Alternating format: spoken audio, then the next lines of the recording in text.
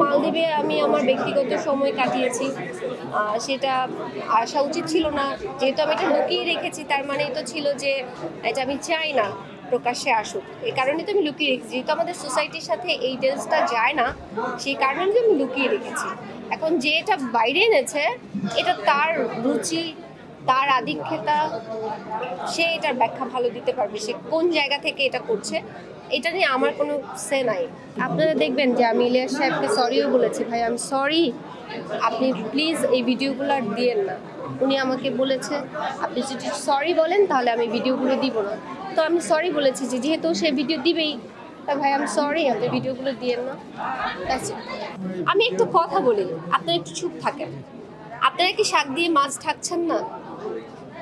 আমি এই যে আমার যে এই ড্রেসটা সামনে কেন আসলো, এটা গোড়াটা কোথায়? যে অপরাধটা করেছে সেই অপরাধীকে আপনারা পার পাইয়ে দিচ্ছেন এই প্রশ্নগুলো করে। আমার এই কাপড় নিয়ে কথা বলে যে অপরাধী, তাকে কিন্তু আপনারা পার পাইয়ে দিলেন, এটা আপনারা ভুলে যাচ্ছেন।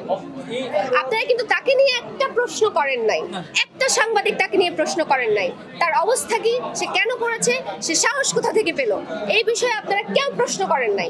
শুধু আপনারা প্রশ্ন করতেছেন আমার ড্রেস নিয়ে, শুধু আপনারা প্রশ্ন করতেছেন ইলিয়াসকে নিয়ে। কেন?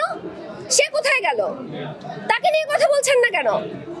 সেই অপরাধীর কি শাস্তি হওয়া উচিত, বা আপনি সেটা আপনার দৃষ্টিতে কি, আপনার দৃষ্টিতে কি, আপনারা সেটা নিয়ে কেন চিন্তা করলেন না? তার কাছে গিয়ে প্রশ্ন করেছেন যে আপনি এই অফারটা করার সাহস কি করে পেলেন?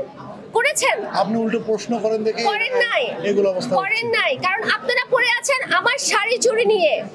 আপনারা অপরাধীকে নিয়ে পড়ে নাই, আপনারা আমাকে নিয়ে পড়ে আছেন, যে কারণে আমাদের দেশে কোনো অপরাধের বিচার হয় না। যা আমি আপনাদেরকে বলছি যে আপনারা প্লিজ অপরাধীকে খোঁজেন, যার সাথে অপরাধ হয়েছে তাকে না।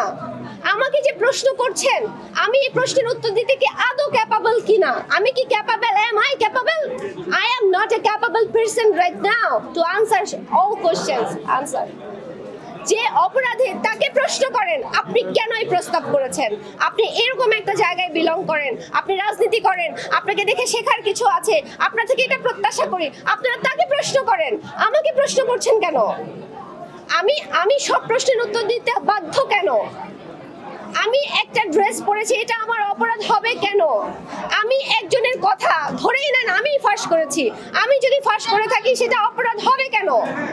তাকে কেন প্রশ্ন করছেন না? তার মানে হচ্ছে আপনারা সবাই শাক দিয়ে মাছ ঢাকার চেষ্টা করছেন।